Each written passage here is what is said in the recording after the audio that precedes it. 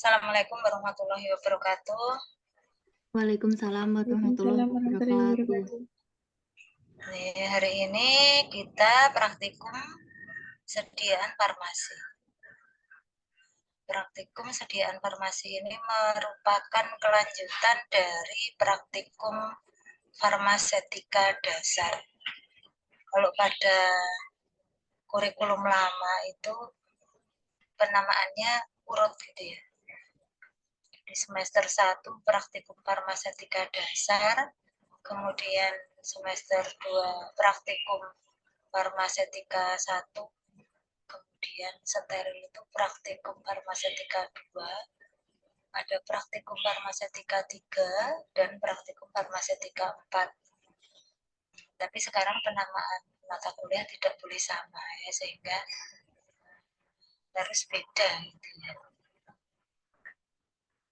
Sehingga untuk semester genap ini praktikumnya adalah praktikum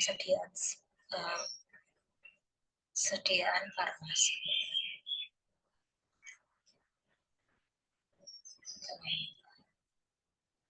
Oh, ini sediaan farmasi.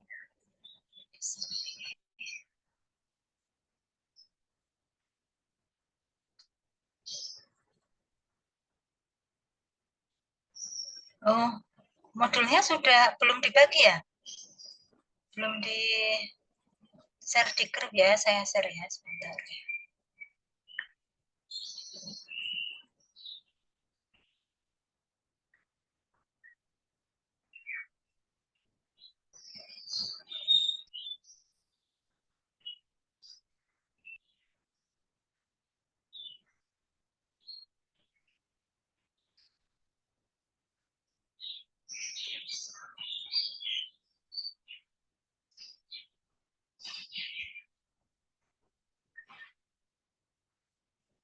Nah, sudah saya share, silahkan di-download dulu.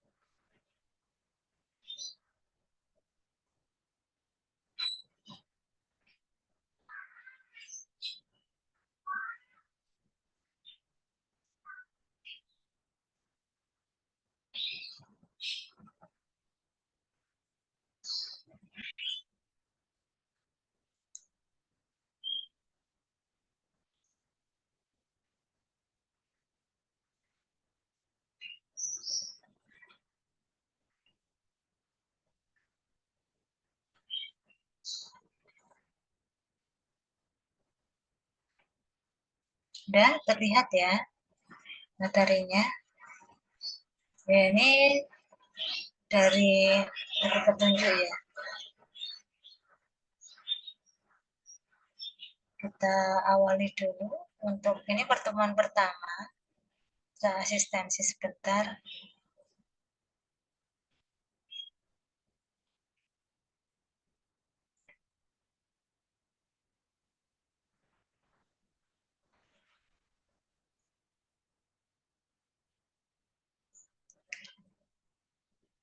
Untuk praktikum sediaan farmasi ini merupakan kelanjutan dari praktikum farmasetika dasar, di mana di praktikum farmasetika dasar itu kita mempelajari bentuk sediaan padat seperti puyer, kemudian pulvis ya, pulvis, pulveris, dan juga bentuk sediaan kapsul.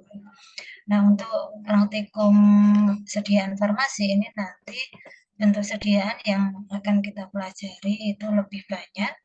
Ada dari bentuk sediaan padat seperti misalnya pil ataupun juga granul dan juga suppositoria.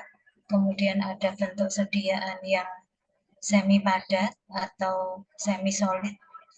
Ada salep, ada krim, ada pasta, linimenta, dan juga gel. Kemudian bentuk sediaan cair ya atau liquid seperti larutan, eliksir, pocio, gargarisma, mixtura, suspensi, logio, infus, ya. Tuh, jadi ada lebih banyak bentuk sedia informasi yang akan kita buat, gitu ya. Nah, sebelum memasuki sesi praktikum, beberapa ketentuan yang harus ditaati oleh mahasiswa ya. Jadi untuk praktikumnya dilakukan 1 kali seminggu setiap hari Jumat ya. Untuk K3 dengan durasi waktu 340 menit dengan bimbingan dosen pembimbing praktikum. Nanti untuk dosen pembimbing praktikum untuk K3 saya dan Bu Agustin.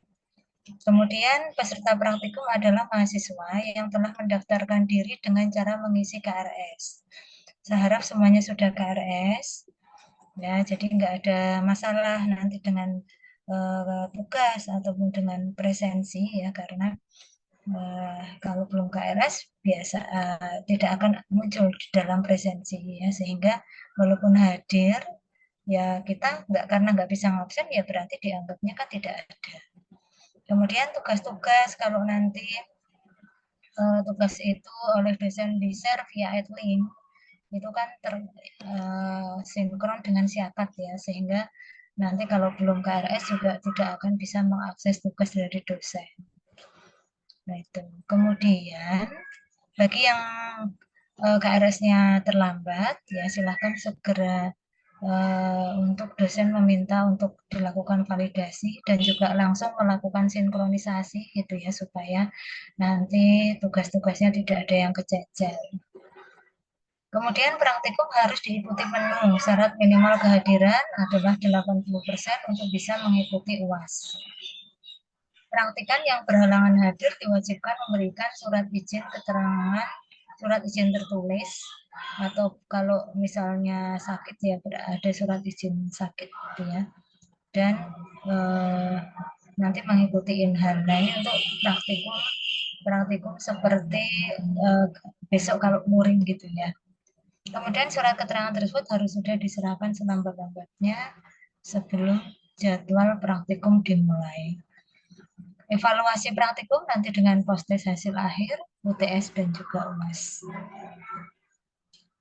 Kemudian untuk peralatan, ya peralatan yang harus dibawa oleh peserta ini sama dengan ketika praktikum farmasetika dasar, jadi masih pakai alat yang paket itu, tetapi nanti tolong ditambah dengan botol, ya dengan botol bening, ya botol kaca bening dengan ukuran 100 ml, 150 ml dan 250 ml.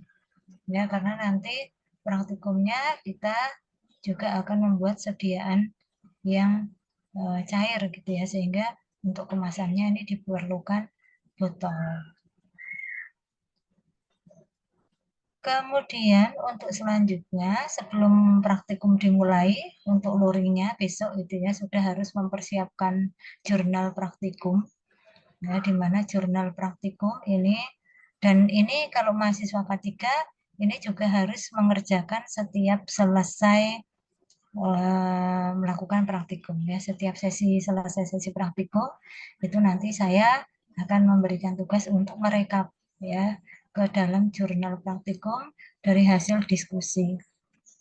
Nah, nanti meliputi resep, kemudian terjemahan resep, permasalahan di dalam resep dan cara pengatasannya, perhitungan dosis, perhitungan penimbangan bahan, cara kerja, etiket, dan juga indikasi obat. Ya, sama seperti praktikum sediaan farmasi. Kemudian selanjutnya untuk contoh jurnal ya, ini ada contoh ya, contoh pengerjaan jurnal dengan resep. Di situ ada resipe Beta-Naftol 1, kemudian Sapocalinus 1, kemudian Adepslanenya Ad 5. Ya, Miscevac, Unguentum, Numero, Quinque ya, 5 itu Quinque ya bacanya ya. Kemudian Signa bis de Dieu 1 bungkus UE. Ya, jadi terjemahannya adalah ambillah Beta-Naftol 1 gram ya, beta-naftol gramata una ya 1 gram, sapokalinus gramata una, sapokalinusnya 1 gram, adepslane ad ya 5 gram, dicampur dibuat salep sebanyak 5. Kemudian ditandai 2 kali sehari 1 bungkus untuk penggunaan luar. Nah, contoh resepnya seperti itu. Ini adalah contoh resep di mana kita akan membuat suatu bentuk sediaan salep, tetapi tidak seperti hanya salep-salep yang ada di pasaran ya.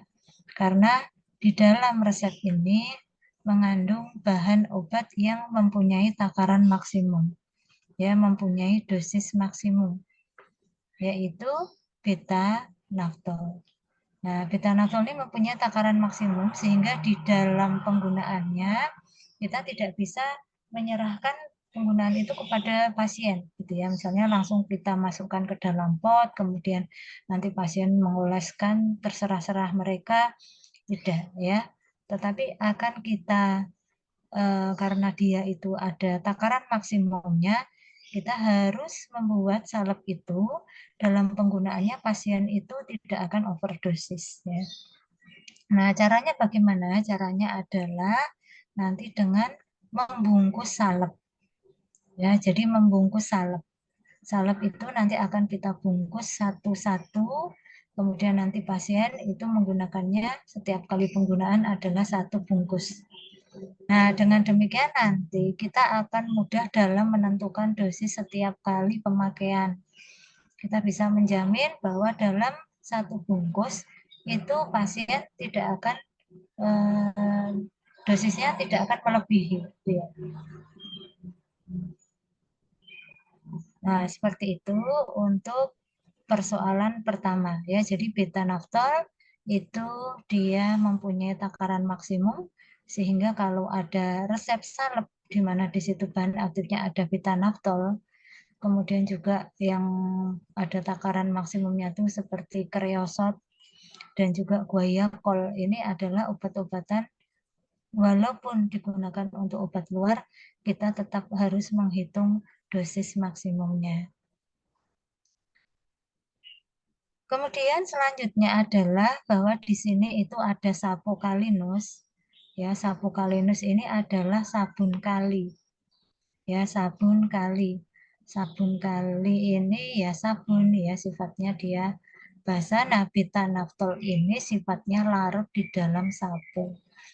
Nah, sehingga nanti dalam pengerjaannya urutannya adalah beta-naftol ini kita gilas di dalam dengan sapokalinusnya ini hingga lumat larut, baru kemudian ditambahkan dengan basisnya adalah adepslane. Kemudian satu lagi bahwa salep ini karena nanti akan kita timbang satu persatu, maka di dalam penimbangannya perlu kita lebihkan. Ya, kenapa harus dilebihkan? Karena nanti ketika kita racik ya salep ini, kemudian nanti setelah diracik itu kan kita bagi menjadi 5. Kemudian kita timbang masing-masing bagian itu adalah 5 gram dibagi 5 kan 1 gram. Jadi masing-masing bungkus itu 1 gram, kita timbang 1 gram, bungkus satu lagi 1 gram itu. Nah, pada akhirnya pada bungkus kelima itu biasanya kurang. Ya, karena ada banyak bahan tertinggal di mortir dan juga stamper. Nah, untuk mengantisipasi adanya kekurangan itu, maka penimbangan bahan ini kita lebihkan. Nah, berapa banyak melebihkannya tidak ada aturan yang saklek gitu ya. Yang penting pada akhirnya adalah ketika si salep ini yang diperlukan tiap bungkusnya adalah 1 gram, ya sebanyak itulah yang harus kita timbang. Kalau misalnya udah dilebihkan 10% kok masih kurang, ya berarti melebihkannya dilebihkan lagi. Bisa 20%, bisa 15%. Tapi kalau sudah cukup, ya berarti cukup 10%. Kalau tidak lebihkan, pasti kurang. Nah, itu adalah persoalan dan pengatasan untuk resep pertama. Nah, kemudian ini sudah ditulis semua di sini ya permasalahannya. Teknik meracik beta naftol, kemudian mengandung bahan ber-DM sehingga dibuat salep bagi, penimbangan dilebihkan 10% untuk mengantisipasi kekurangan bobot tiap bungkus salep. Kemudian kita akan menghitung dosis maksimum, di mana dosis maksimum untuk beta naftol untuk ukuran dewasa. Ini sekali pakainya adalah 500 mg. Ya, sekali pakainya 500 mg. Kemudian sehari pakainya adalah 1000 mg. Nah, ini untuk dewasa. Sehingga untuk umur 10 tahun, kita menghitung dengan rumus N per 20 ya. Rumusnya N per 20, semoga masih ingat. N per 20 dikali dosis maksimum dewasa. Nah, sehingga 10 per 20 dikali 500 mili, ketemu 250 mili. Karena resep ini untuk pasien umur 10 tahun. Kemudian untuk seharinya 10 dibagi 20 dikali 1000 ketemu 500. Nah, dalam resep pemakaiannya 1000 dibagi 5. Ya, 1000 dibagi 5 dari mana? Nah, ini resepnya adalah 1 gram atau 1000 miligram. Nah, di mana nanti 1 gram ini dibagi 5 gitu ya, karena dibuat salep sejumlah 5. Ya, jadi dari 1 gram beta naftol nanti ditambah 1, tambah adeplanat 5, kemudian nanti dibagi 5. Sehingga untuk takaran pemakaian beta naftol ini 1 gram dibagi 5 bungkus. Ya, 1 gram dibagi 5 bungkus.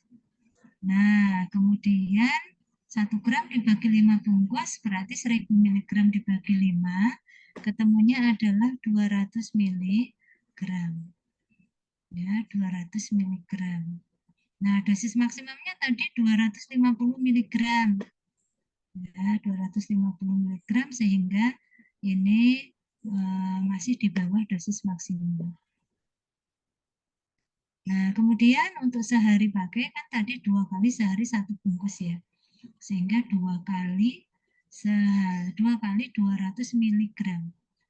Ya, sehari pakainya menjadi 400 mg. Nah, ini juga dia di bawah dosis maksimum karena dosis maksimumnya adalah 500 mg.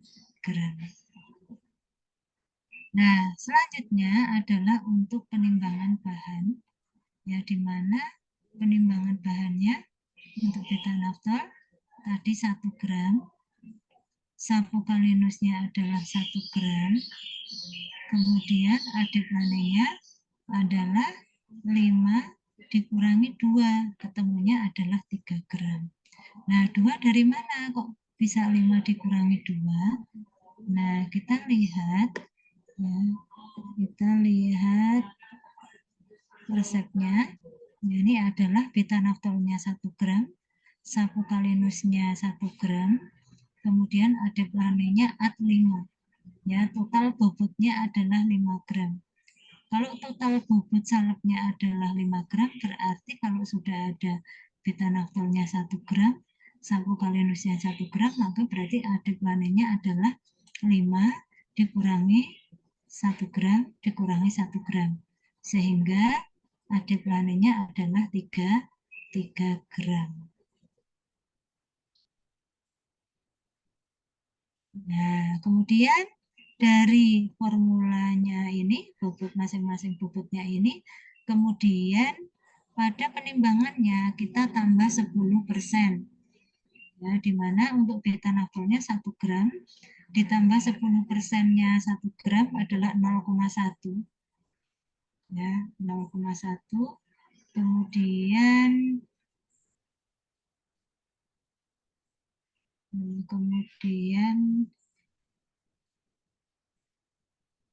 jadinya 1 ditambah 0,1 ketemunya adalah 1,1 gram. Nah, kemudian untuk sapokalinusnya juga sama, 1 gram ditambah 10% dikali 1, ini ketemunya adalah 0,1, sehingga ketemunya adalah 1,1 gram. Nah, untuk adeplanenya tadi ketemu 3 gram, ya dari 5 dikurangi 2. Nah, 10%-nya 3 gram adalah 0,3 ya, sehingga 3 ditambah 0,3 ini ketemunya adalah 3,3 gram. Nah, ini adalah untuk penimbangan bahannya. Ya, jadi dari ini nanti kita bikin salep, nanti setiap bungkusnya ditimbangi masing-masing 1 gram. Nah, bagaimana cara kerjanya? Pertama, kita menimbang beta-naftol, ya, kemudian menimbang sapokalinus, kemudian nanti beta-naftol digilas dengan sapokalinus sampai larut. Nah, beta-naftol ini larut di dalam sapo, ya, sampai halus, kemudian ditambahkan adepselane sedikit demi sedikit sambil diaduk homogen. Kemudian dibagi menjadi 5, kemudian ditimbang masing-masing 1 gram, kemudian dibungkus. Nah, baru kemudian diberi etiket. Nah, itu adalah pengerjaannya. Kemudian etiketnya Farhan 10 tahun, 2 kali sehari untuk penggunaan luar. Nah, khasiatnya adalah beta-naftol itu antiseptik. Nah, itu adalah contoh pengerjaan diversennya secara lengkap, gitu ya. Nanti untuk teman-teman kalau menyiapkan jurnal itu juga sama ya, seperti itu. Kemudian ini ada beberapa ketentuan umum di dalam farmakope ya. Jadi ini saya sertakan di dalam modulnya ini supaya nanti dibaca-baca gitu ya. Supaya nanti dibaca-baca. Kenapa dibaca-baca? Karena di sini tuh banyak hal-hal yang nanti akan sangat dipakai ketika kita praktikum. Ya, misalnya ini tentang kelarutan. Ya, kadang kalau kita membaca buku monografi ya monografi di dalam farmakope itu biasanya bahan itu disertai kelarutan. Misalnya senyawa kamfer. Kamfer itu sangat mudah larut di dalam etanol 90%. Sangat tidak larut di dalam air. Nah, itu kita harus bisa menerjemahkan istilah-istilah itu. Ya, yang dimaksud dengan sangat mudah larut itu maksudnya apa? Ya, kalau dia larut kurang dari 1 bagian. Ya, jadi jumlah bagian pelarut yang diperlukan untuk melarutkan 1 bagian ini kurang dari 1. Ya, sehingga dia dikatakan sangat mudah larut. Lalu dia dikatakan larut bila pelarut yang diperlukan 10-30 bagian. Kemudian dikatakan sukar larut apabila pelarut yang diperlukan 100 sampai 1000 bagian untuk 1 bagian zat. Nah, dikatakan praktis tidak larut apabila lebih dari 10.000 yang diperlukan untuk melarutkan 1 bagian zat. Gitu ya. Jadi maksudnya supaya nanti bisa mengerti itu ya. Nah, kemudian air. Air ini kan juga ada macam-macam. Kalau di dalam formula suatu resep, misalnya di situ dituliskan air suling hingga bobot sekian. Nah, yang dimaksud dengan air suling itu apa? Ya, atau aqua destilata. Ya, karena aqua destilata itu bukan air biasa. Aqua destilata ini adalah air suling.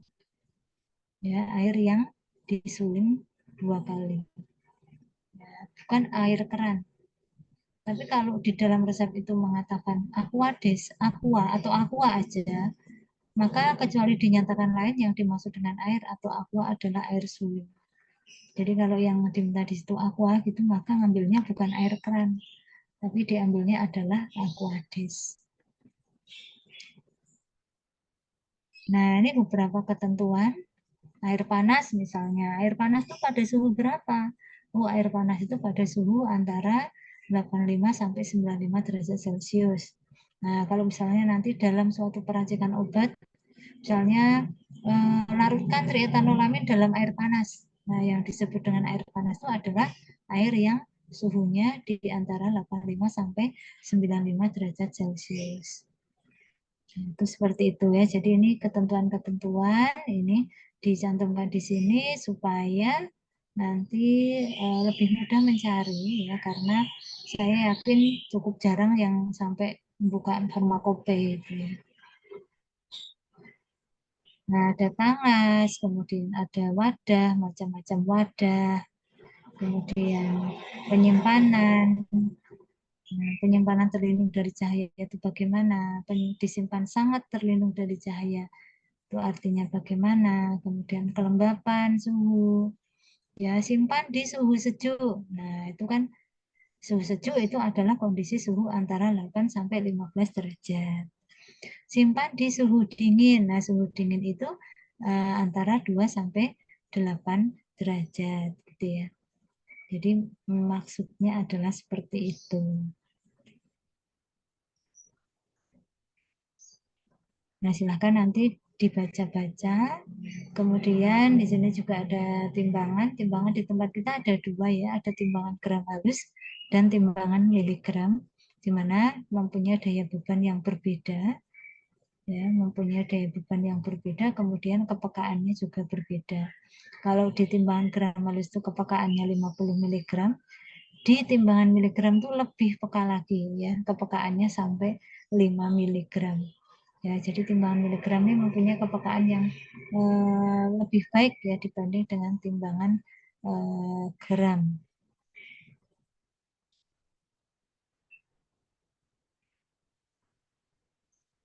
Nah, penetes ya, penetes itu apa ya? Kemudian volume sendok ya, ada sendok biasanya kalau kita tuh ada sendok teh, kemudian ada sendok makan. Nah, sendok teh itu yang volumenya adalah 5 mili, kemudian sendok makan itu sendok yang volumenya adalah 15 mili.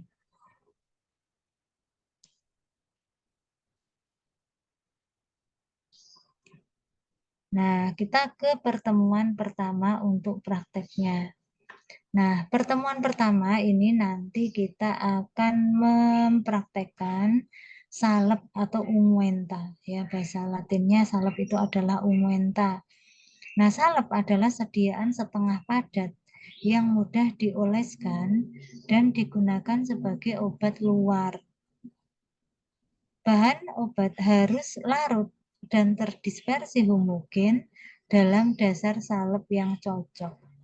Ya, bahan obatnya harus larut di dalam pembawanya. Kalau misalnya dia merupakan bahan yang tidak bisa larut, maka dia harus terdispersi homogen di dalam pembawanya atau di dalam dasar salep. Nah, supaya nanti salep itu homogen gitu ya. Kalau homogen tuh pemakaian salep itu bisa bisa sama gitu ya. Diperoleh standar terapi ya, efek terapi yang sama. Salep tidak boleh berbau tengeh kadar bahan obat kecuali dinyatakan lain untuk salep atau obat narkotika adalah 10%. Ya, jika mengandung bahan obat keras itu 10% ya, tapi jika ya bukan obat keras itu tidak ada ketentuannya. Salep terdiri dari bahan obat dan dasar salep. Salep itu terdiri dari bahan obat dan dasar salep. Nah, dasar salep atau basis salep ini ada 4 macam. Ada dasar salep hidrokarbon, kemudian ada dasar salep serat, kemudian dasar salep yang dapat dicuci dengan air, kemudian dasar salep yang dapat larut dalam air. Nah, dasar salep hidrokarbon ini adalah atau sering disebut sebagai dasar salep 1. Dasar salep serap ini dasar salep 2, dasar salep 3, dasar salep 4. Ya, dasar salep 1, dasar salep hidrokarbon ini contohnya adalah ada vaselin kuning, kemudian vaselin putih ya, atau campuran keduanya. Ya, atau campuran keduanya dengan malam kuning atau malam putih. Itu adalah hidrokarbon. Nah, biasanya kalau nggak ada sebutan apa-apa, ya dikatakan vaselin gitu, itu adalah vaselin yang putih. Kemudian dasar salep serap. Nah, dasar salep serap ini adalah dasar salep yang mampu menyerap air. Ya, mampu menyerap air. Nah, contohnya apa dasar salep yang mampu menyerap air? Ada misalnya adalah lemak bulu domba. Ya, lemak bulu domba atau adep lane. Ini adalah dasar salep serap. Ya, dia mampu menyerap air walaupun kayak seperti lemak, tapi dia mampu menyerap air sampai 200% ada gitu ya, sehingga kategorinya ia adalah dasar salep serap. Bisa juga campuran dari 3 bagian kolesterol, 3 bagian steril alkohol, 8 bagian malam putih, dan 8 bagian vaselin putih, atau campuran 30 bagian malam kuning dan 70 bagian minyak wijen. Ini juga bisa dijadikan dasar salep serap. Kemudian dasar salep yang dapat dicuci dengan air, ini bentuknya adalah emulsi minyak dalam air. Nah, ini contohnya dasar salepnya apa yang masuk di dalam kategori dapat dicuci dengan air. Ini kategorinya contohnya adalah krim. Nah, krim itu juga dasar salep gitu ya, Pak. Dia masuk di dalam kategori dasar salep yang dapat dicuci dengan air. Ya, krim yang minyak air loh ya, karena krim itu ada yang minyak air, ada yang air minyak. Ya, kalian kalau punya krim itu kan ada krimnya, itu krim yang itu ya, yang berair gitu ya, yang berair. Itu biasanya gampang hilang kalau kena air. Tapi ada juga krim itu yang berminyak ya. Krim berminyak, misalnya krim krim malam itu biasanya masuk kategori krim yang berminyak gitu ya. Itu emulsi. Ya, jadi yang dasar salep yang dapat dicuci dengan air ini jenis emulsi yang tipenya adalah minyak dalam air. Kemudian ada dasar salep yang dapat larut dalam air. Nah, dasar salep yang dapat larut dalam air contohnya adalah PEG atau campurannya. Nah, PEG kan macam-macam ya, ada PEG 500, PEG 1000, PEG 1500, PEG 4000, 5000, 6000. Nah, itu biasanya dipakai bukan satu macam PEG saja, tetapi campuran dari beberapa PEG. Nah, itu masuk di dalam dasar salep larut di dalam air. Nah, biasanya dasar salep larut di dalam air itu contohnya misalnya adalah gel gitu ya. Gel. Nah, gel itu masuk kategori dasar salep yang larut di dalam air. Nah, dasar salep kecuali dinyatakan lain, ini digunakan vaselin putih. Ya, kalau hanya di dalam resepnya itu ditulis dasar salep gitu ya, maka yang dimaksud adalah vaselin putih. Nah, penandaan pada etiket harus tertera obat luar. Ya, etiketnya warnanya putih atau biru. Kalau obat luar kan ada dua macam warna ya etiketnya. Ada yang Biru, warna Bu. ya, ada yang warnanya putih dan ada yang warnanya biru. Kalau obat luar itu warnanya adalah biru. Ya, kalau obat diminum lewat peroral, melewati tenggorokan, melewati saluran pencernaan itu masuk di dalam obat dalam ya. Kalau seperti obat kumur itu dia masuk peroral, tetapi kan dia tidak melewati kerongkongan, tidak melewati lambung dan saluran pencernaan yang lain, maka obat kumur pun dia masuk kategori obat luar.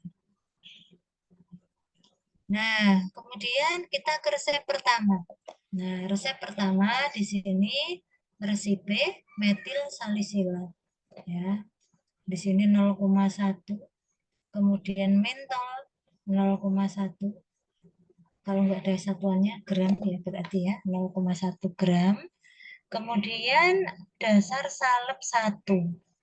Nah, dasar salep 1 at 10 gram. Ya, jadi dasar salep 1 hingga diperoleh bobotnya adalah 10 gram. Ya, kemudian misefak momentum. Ya, kalau di buku kalian itu belum ada misefak dilengkapi ya. Dilengkapi tambahin misefak momentum signa 2 dedia ya 2 kali sehari untuk penggunaan luar. Nah, dari sini ya, dari resep ini permasalahannya adalah bahwa di situ di dalam resep itu dituliskan dasar salep 1. Nah, dasar salep 1. Nah, sebagaimana teorinya sebelumnya, dasar salep 1 ini adalah dasar salep yang masuk di dalam kategori dasar salep hidrokarbon. Nah, sehingga boleh memilih mau pakai vaselin putih boleh, mau pakai vaselin kuning juga boleh, ya. Nah, karena di situ nggak ada ketentuannya, cuma dituliskan dasar salep 1. Ya, silahkan nanti bebas ya menggunakan vaselin kuning, boleh vaselin putih juga boleh. Kemudian selanjutnya kita ke selanjutnya adalah ke ini ya permasalahan, kemudian ke oh ya ini kan berarti nanti harus ada pertama itu terjemahan resep ya.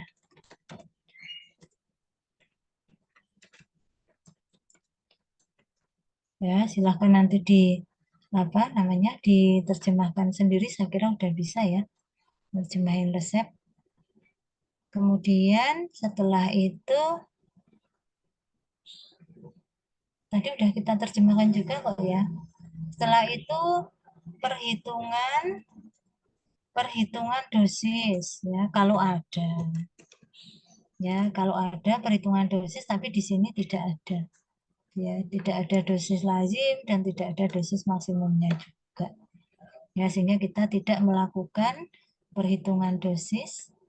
Kemudian kita ke perhitungan penimbangan.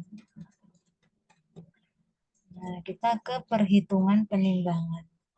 Nah, bagaimana perhitungan penimbangannya? Di situ tadi komposisinya itu ada metil salisilat, kemudian ada mentol, ya, kemudian ada dasar salep 1. Nah, sehingga di sini itu untuk penimbangannya adalah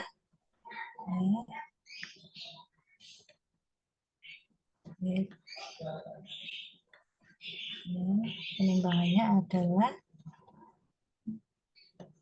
ya, metil salisilatnya adalah 0,1 gram ya, kemudian mentolnya adalah 0,1 gram. Kemudian dasar salep satunya itu kan at ya. Dasar salep satunya adalah at, berarti bobot totalnya nanti 10 gram.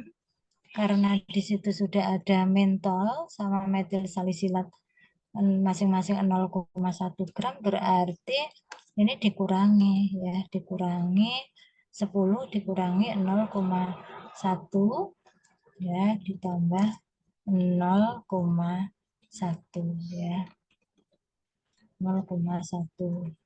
Nah, sehingga ketemu di sini 9,8 gram. Nah, itu adalah penimbangan bahannya.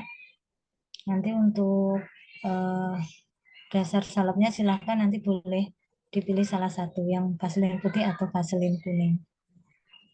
Kemudian untuk cara kerjanya sudah ada di situ ya. Metil salisilat dicampur dengan mentol. Metil salisilat dicampur dengan mentol. Nah, metil salisilat ini cairan.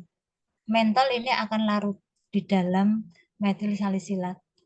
Ya, sehingga nanti ketika dicampur larut gitu ya, membentuk suatu larutan gitu. Kemudian nanti ditambahkan dasar salep 1 sedikit demi sedikit sambil diaduk sampai homogen. Nah, ini kebetulan bahan obatnya si metil salisilat dan mentol ini sifatnya larut di dalam basis salepnya. Ya, sehingga ini dengan mudah kita campurkan ya antara bahan obatnya sama dasar salepnya. Kemudian masukkan pot dan beri etiket. Nah, ini nanti akan jadi semacam geliga itu ya. Nah, tuh. Itu untuk resep pertama. Nah, sebelum lanjut ke resep kedua, ada yang mau ditanyakan dulu?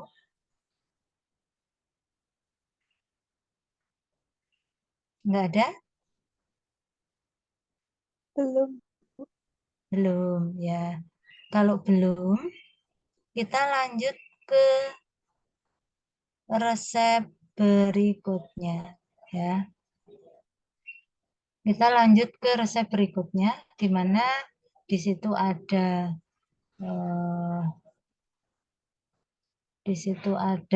kreosot 2, kemudian asid salisil 0,5, kemudian sapokalinusnya 1, kemudian adiplanenya Ad10, misefak unguentum nomor 5. Ya, signanya BDD 1 bungkus UE. Ya, BDD 1 bungkus UE. Nah, di resep yang kedua ini juga jangan lupa nanti diterjemahkan dulu ya. Ya, terjemahkan dulu. Terjemahan resep. Ya, terjemahan resep. Gimana terjemahan resepnya? Nanti bisa sendiri. Ambillah kreosot 2, asam salisilat 0,5, sapokalinusnya 1, adiplané hingga bobotnya 10 gram, adiplané hingga 10 gram, campur buat salep sebanyak 5, tandai 2 kali sehari 1 bungkus untuk penggunaan luar. Nah, kemudian permasalahannya adalah di sini disebutkan inkom antara asam salisilat dengan sapokalinus. Nah, inkom antara asam salisilat dan sapokalinus. Inkom ini adalah suatu istilah untuk menunjukkan bahwa obat itu dia tidak bisa tercampur. Tuh. Nah, jadi inkom. Jadi antara asam salisilat dan sapokalinus ini tidak bisa tercampur. Kalau dia tercampur itu nanti ya akan dipaksa gitu ya, misalnya dipaksa tercampur gitu nanti salepnya itu akan mengeluarkan air. Ya, karena asam salisilat itu kalau ketemu dengan sapo ya, sapokalinus ya ini nanti akan menghasilkan suatu ini asam ini basa ya, menghasilkan suatu garam gitu ya, menghasilkan suatu garam dan ada hasil sampingnya itu adalah air. Nah, air ini yang akan menjadikan nanti salepnya menjadi berair.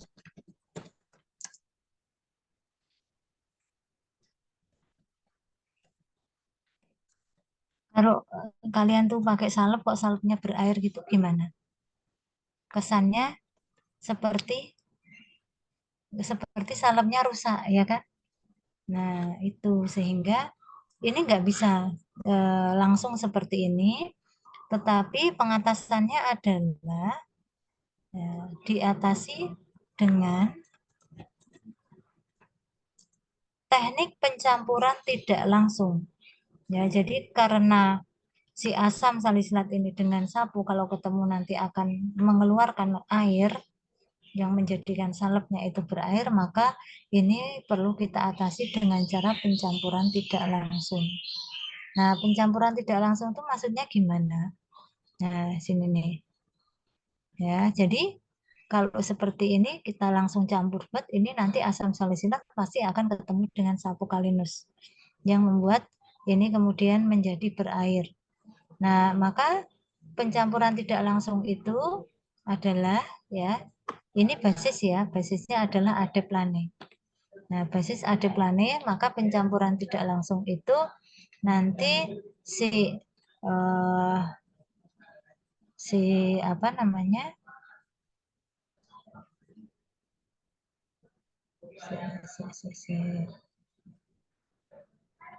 Si asam salisilat ya, asam salisilat ini nanti kita campur dengan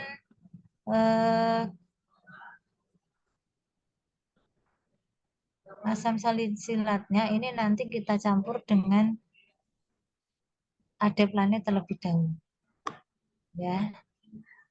Jadi asam salisilat kita campur dengan adeplane ya, asam salisilat kita campur dengan adeplane, kemudian kan dia akan jadi adeplanenya ini nanti dibagi dua dulu ya. Ya, sebagian untuk dicampur dengan minta cari itu enggak sih. Nah, jadi sebagian nanti dicampur dengan si asam salisilat ini dengan adeplane, terbungkus dia. Kemudian nanti kreosot, sapu kalinus ini dicampur, kemudian dicampur dengan sebagian adeplanenya lagi. Gitu loh. Dicampur dengan sebagian adeplanenya lagi. Kan tadi adeplanenya kan dibagi dua ya. Adeplanenya dibagi dua untuk sebagian dicampur dengan asam salisilat, sebagian nanti dicampur dengan kreosot dan sapu kalinus. Nah, setelah masing-masing bahan ini dicampur dengan adeplane, maka barulah kemudian dicampur gitu ya. Barulah kemudian dicampur. Nah, ini dikatakan sebagai pencampuran tidak langsung. Jadi tidak langsung ketemu antara sapu kalinus dengan adeplane, sapu kalinus dengan asam salisilat sehingga reaksi itu mungkin masih bisa terjadi gitu ya, mungkin masih bisa terjadi, tetapi karena dia masing-masing sudah dibungkus dengan adeplane, maka reaksi itu akan terhambat gitu ya. Nah, ini kan kebetulan salepnya ini kan dibuat sejumlah 5 ya, salepnya dibuat sejumlah 5, maka kalau pemakaiannya 5 kemudian 2 kali sehari 1 bungkus, maka salep ini akan habis dalam waktu 2,5 hari ya, 2,5 hari. Nah, 2,5 hari itu diharapkan bentar baterainya habis. Bentar.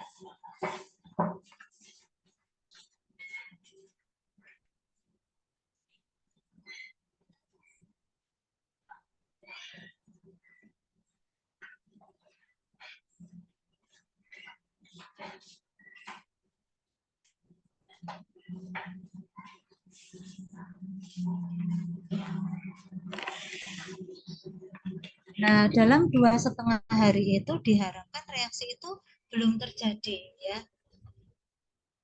Bisa dimengerti nggak?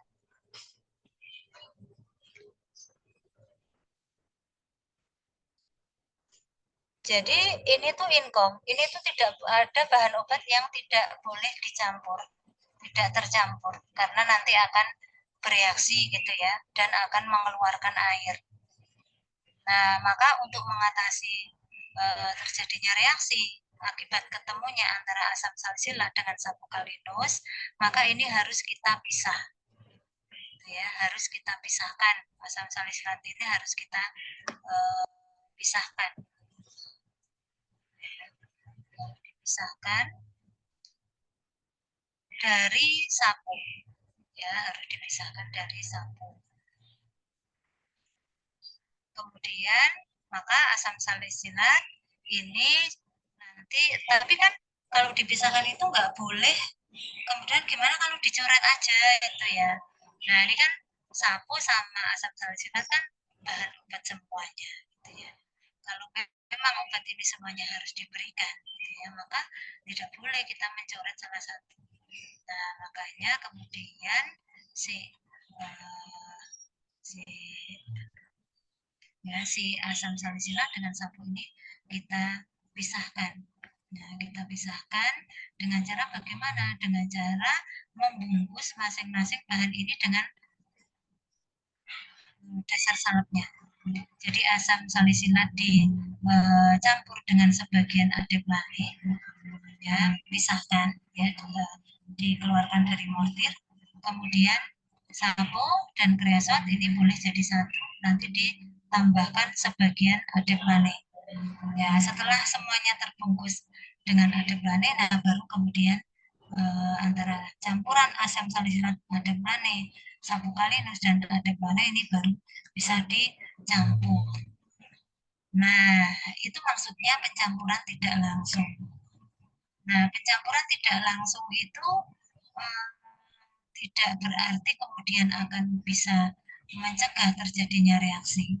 Ya, mungkin reaksi itu masih bisa terjadi karena toh akhirnya juga walaupun secara tidak langsung mereka dalam satu wadah gitu ya. Cuman karena salep ini hanya digunakan dalam jangka waktu yang tidak lama gitu ya, sehingga diharapkan dengan pencampuran tidak langsung itu maka reaksi itu belum akan terjadi ketika salepnya ini sudah habis gitu ya. Jelas? Ada yang mau ditanyakan dulu? Jelas, Bu. Ya. Bu, maaf, mau tanya yang lain boleh nggak? Yang tadi loh Bu, yang Aquades tadi, itu apakah sama dengan Aquabides? Sama dengan water for injeksi itu, Bu? Oh iya, yang itu yang ketentuan dari farmakopea. Nah, Iya, kita Bu. ya, yang aqua.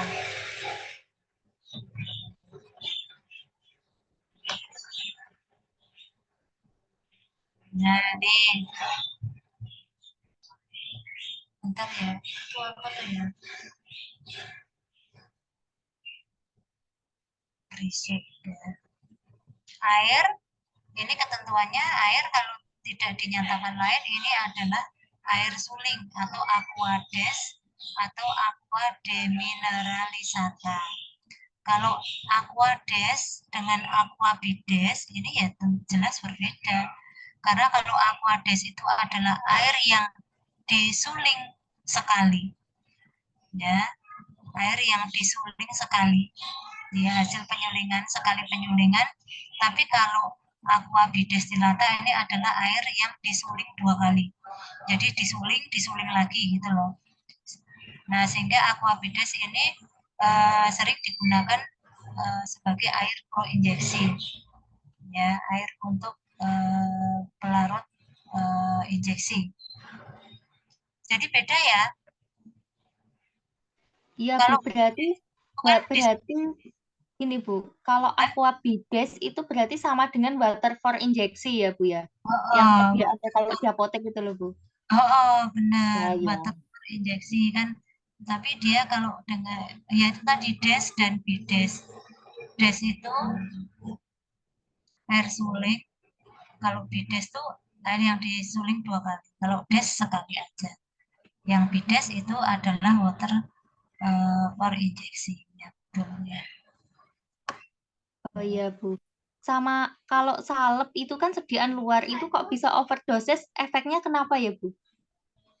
Nah, obat luar itu ya kenapa kok dia bisa kedosis gitu ya? Padahal kan hanya dipakai di luar gitu ya. Kok bisa over ya gitu ya. Nah, yang namanya obat luar dia diaplikasikan ke kulit itu tidak semuanya dia hanya bekerja di luar. Nah, kulit kita itu juga ada pori-porinya. Ya, ada pori-pori yang obat itu bisa menembus pori-pori kulit sampai akhirnya nanti bisa terserap ke pembuluh darah. Ya, jadi ketika obat itu diolesin itu tidak terus dia di situ. Kulit kita itu ada pori-porinya. Nah, coba struktur kulit itu kan pasti ada pori-porinya. Kemudian nanti obat itu bisa melewati pori-pori kulit, kemudian melewati terus, maka dia akan sampai kepada pembuluh darah, nanti bisa diserap, maka ada efek sistemik di situ. Tuh ya. Nah, maka ada obat-obatan itu yang dipakai di kulit tetapi punya efek sistemik yang nyata. Contoh misal obat, ada yang tahu obat jantung. Obat jantung itu ada yang ditempleknya di dada, ya ada yang ditempel. Ya, tapi karena dia itu bisa menyerap, bisa masuk ke dalam pembuluh darah, artinya dia bisa berefek sistemik. Itu namanya obat-obatan transdermal. Jadi obat-obatan yang dipakai di permukaan kulit, tetapi dia mampu untuk menembus kulit, gitu ya, sehingga memberikan efek sistemik. Nah, semua obat itu beda-beda ya. Ada obat itu yang benar-benar hanya bekerja topikal di luar. Ada obat-obatan itu yang benar-benar bisa masuk. Ya. Contoh lagi misalnya analgetik. Ya, analgetik semacam itu loh piroxicam krim atau piroxicam, piroxicam, diclofenac piroxicam. Itu penggunaannya keluar. Ya di luar, tapi dia bisa membuat efek analgetiknya mengurangi sakit. Itu kan yang sakit di dalam toh. Nah, itu karena ada sebagian obat itu yang bisa masuk ya dan berefek sistemik. Nah, itu makanya kalau obat-obatan yang seperti itu ya, seperti mungkin juga dalam hal ini seperti beta-naktol, kreosot itu, maka perlu untuk diperhitungkan dosis maksimumnya walaupun digunakan untuk penggunaan luar. Gitu jelas? Iya, Bu. Makasih, Bu. Oke.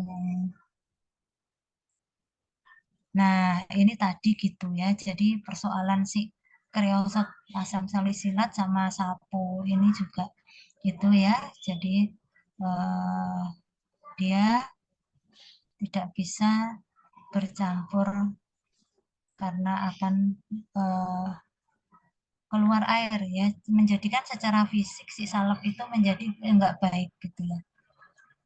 Nah, diatasi dengan teknik pencampuran tidak langsung, kemudian mengandung bahan yang ber-DM, ya, di mana bahan yang ber-DM itu adalah kreosot. Ya, kreosot.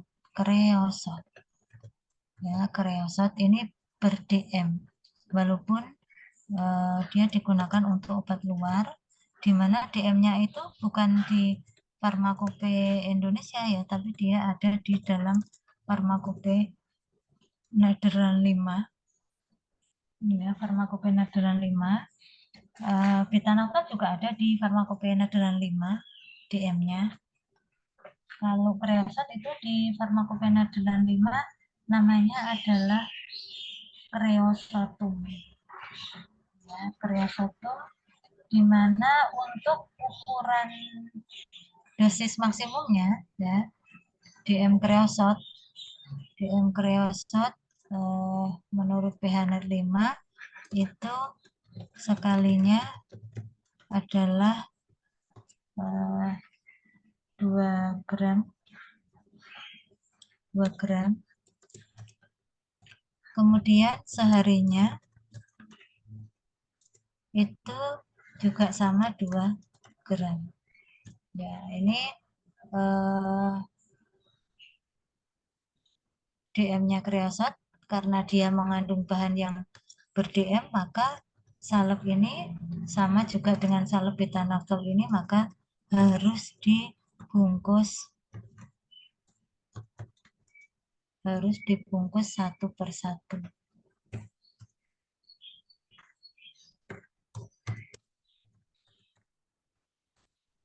harus dibungkus satu-satu. Nah, kemudian penimbangan dilebihi 10% untuk mengantisipasi kekurangan bobot sewaktu dibagi-bagi. Ya, sewaktu dibagi-bagi ya. Nah, itu adalah permasalahannya. Kemudian pengatasannya. Kemudian selanjutnya kita ke perhitungan dosis.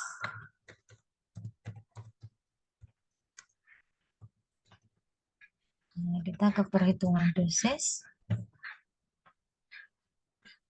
Nah, perhitungan dosis tadi DM kreosot dewasa sekali adalah 2 gram, sehari adalah sama 2 gram. Ya, kalau umurnya di sini belum ada ya. Umurnya kita anggap sama dengan yang atas tadi. Kita kasih umurnya adalah 10 tahun. Ya, misal 10 tahun. Atau mau umur berapa? Ada usulan? 10 aja ya. 10 tahun. Ya, sehingga 10 maka nanti untuk 10 tahun 10 tahun sekalinya adalah sekali berarti 10 per 20 dikali 2 gram ketemunya adalah 1 gram. Ya, kemudian ya, seharinya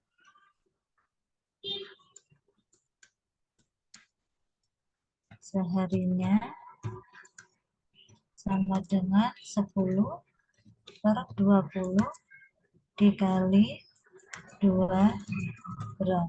Ya, ketemunya juga 1 gram. Nah, pemakaian dalam resep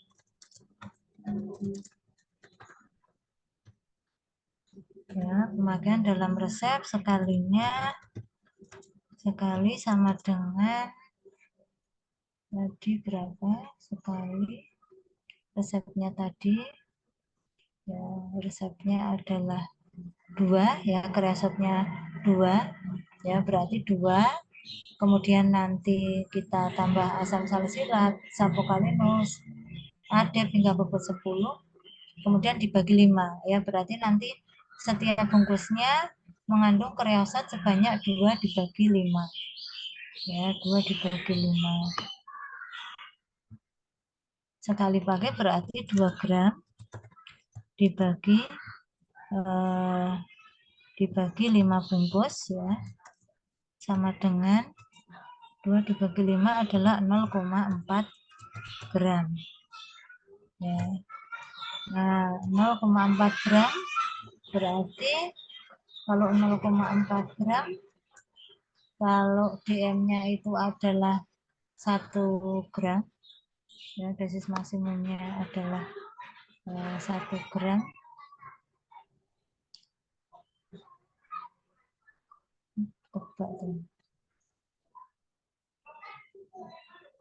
Kemudian dosis berarti dia kan tidak melebihi ya, tidak over dosis. Kemudian untuk seharinya adalah 2 kali ya, SBDD UE 2 kali 0,4 gram sama dengan 0,8 gram. Nah, dosisnya adalah 1 gram ya. Dosisnya adalah 1 gram sehingga di sini tidak over dosis.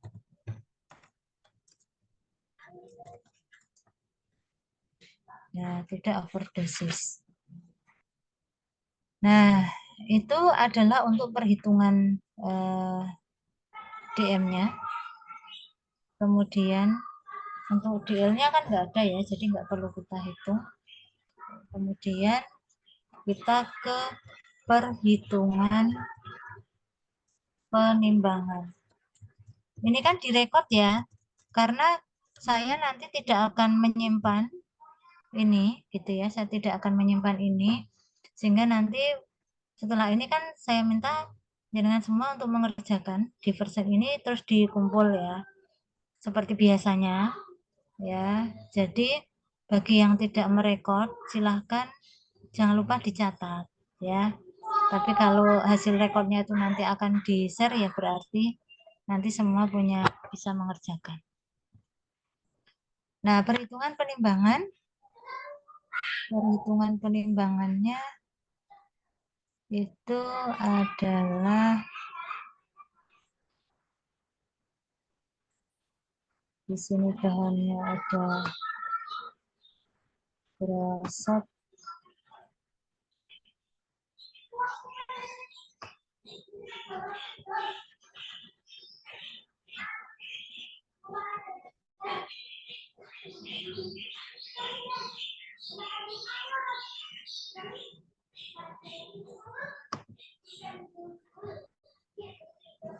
Sorry, salah.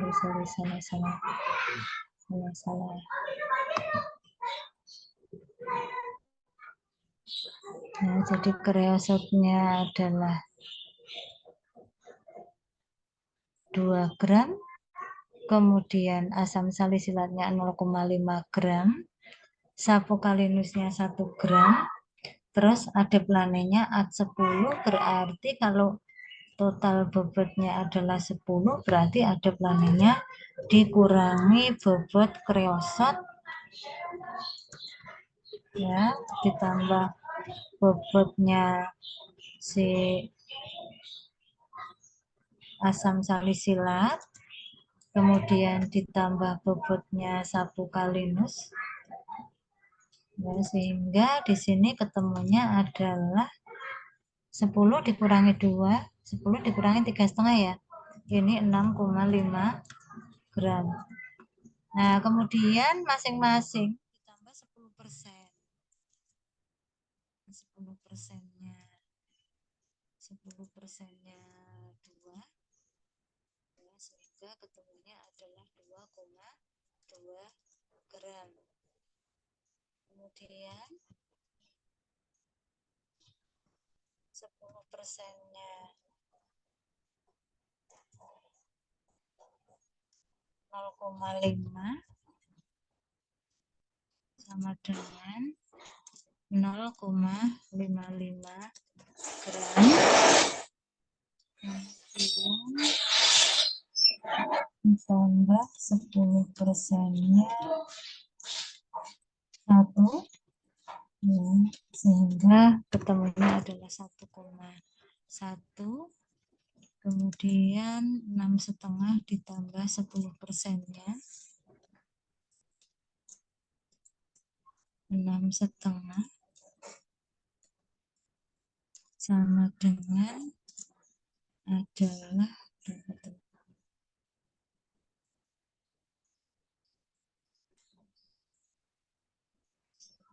ya 6,5 ditambah 0,65 7,15. Nggak salah, maaf ya, nggak salah dikoreksi. Nah, jadi penimbangannya ini ya, kreosotnya 2,2, asam salisilatnya 0,55, sapokalinusnya 1,1, ada planenya 7,15. Nah, paham ya sampai sini ya untuk penimbangannya ya. Kemudian cara kerjanya adalah kreosot digilas dengan sapokalinus, kemudian ditambahkan sebagian adeplane, kemudian dikeluarkan ya, dikeluarkan dari mortir. Nah, kemudian setelah itu asam salisilatnya dan sebagian adep lainnya dicampur homogen. Nah, asam salisilat dan adep tercampur homogen, baru kemudian ditambahkan campuran yang ini. Nah, setelah tercampur, nanti dibagi menjadi 5 bungkus dan ditimbang masing-masing adalah 2 gram. Nah, ini nanti bungkusnya, kalau luring ini bungkusnya tidak menggunakan kertas perkamen ya. Tapi bungkusnya itu menggunakan kertas itu loh, kertas minyak itu ya. Kalau kertas perkamen nanti itu kan lemak ya, nanti akan berminyak gitu ya. Tapi ini nanti yang digunakan adalah yang kertas minyak ya. Jadi kayak bikin apa ya, wajib apa ya, itu ya. Yes, nanti indikasinya silakan dicari sendiri apa itu kreosot indikasinya ya. Kreosot antiseptik, asam salisilat kan keratolitik, adeplane nanti sebagai basis salep, terus sapo sebagai antiseptik juga ya. Oke, sampai sini ada yang mau ditanyakan dulu? Sampai sini ada? Nggak ada? Kalau nggak ada, nanti silakan dikerjakan jurnal ya, dibuat jurnalnya. Ya, dibuat jurnalnya mulai dari resepnya, terjemahannya, kemudian permasalahan dan pengatasannya, kemudian perhitungan dosisnya bila ada, perhitungan penimbangannya, kemudian cara kerjanya, kemudian indikasinya, etiketnya jangan lupa, kemudian nanti diupload di Edlink ya. Sudah saya siapkan di Edlink. Saya batasi sampai besok jam 10 pagi. Ya, sudah harus diupload. Gitu. Ada pertanyaan sebelum diakhiri? Bu, yang dikumpulkan di Edlink yang sudah dibahas, Bu. Yang apa? Bikin jurnal Ya. sendiri. Bikin jurnal sendiri. Diketik sendiri apa ditulis tangan sendiri juga boleh. Ditulis tangan Ya, boleh. Boleh. soalnya yang sudah dibahas ini kan, Bu. Yang ini, yang resep 2 tadi. Oh, Salep iya. tadi. Ya. Itu ini kan udah dijelasin semua ya, tapi kan masih ora-ora silakan nanti ditulis yang rapi ya, terus diupload di Edlink ya. Baik, Bu. Ya. Oke, sudah jelas. Kalau udah jelas kita akan akhiri. Nanti silakan dilanjut dengan kerja mandiri untuk upload jurnalnya ya.